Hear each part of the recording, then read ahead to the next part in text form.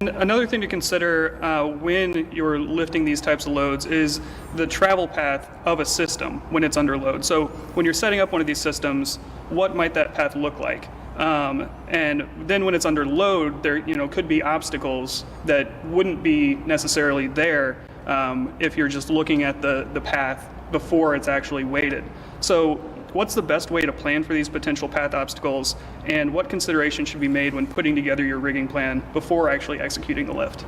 Yeah, another great question.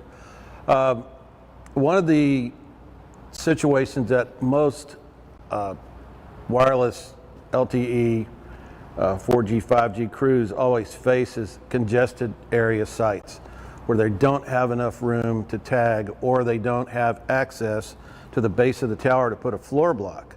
So they have become very used to working off the capstan itself in what we call a skate.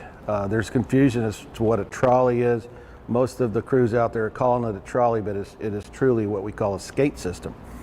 That system, you don't have control over where that load goes. Once it finds its center point in the lifting system, as it leaves the ground, it only tracks on one path till it gets to the top. So the best way to find these out is back at that load test. So when we pick that load up and we do our 1.5, you have to imagine and kind of visualize, once we pick it up, you'll see that trolley move in, or that skate move in, to the point where now it's centered, it's got its balance point on that lifting system, and it's going to begin to track up. I see a lot of crews placing that load too close to the back of the vehicle that they're using as their hoist anchor for their capstan, and as they start to pick it up, it drags across the ground on its way back to the tower before it ever leaves the ground. So a nice, slow, easy pick on that kind of will establish where that really launch spot needs to be, right? So you can kind of nail that down before you really start the lift.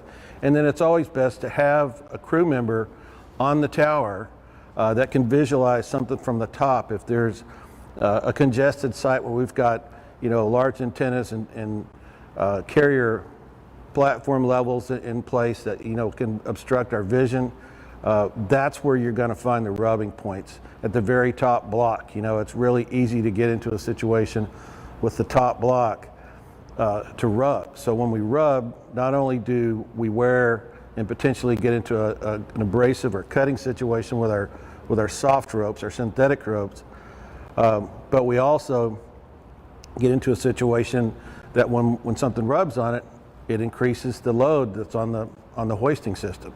So the best way to do it is to take it nice and slow and have lots of eyes. And I always recommend a good set of binoculars on every tower crew to see what's going on there. And then once the load leaves the ground, good communication between the hoist operator and the crew on top. As they see something, if it starts to go bad, the rule: stop, drop, load back down to the ground, clear it. The second thing is bad habits. And bad habits, in my opinion, are I tend to see crews avoiding climbing down the structure to put a hand on a load to help it out around an obstruction or another antenna mount or something like that. They tend to stay on top and expect the man on the tag to magically pull that load out away. Well, not only are we increasing our gross load when we do that, it's a lot easier to climb down 20, 30, 40 feet, hold the load out, let it get above the mount, free it up, and then creep it up. If it takes slow, easy movements, that's what it takes. It's a lot better to be safe than it is to be fast.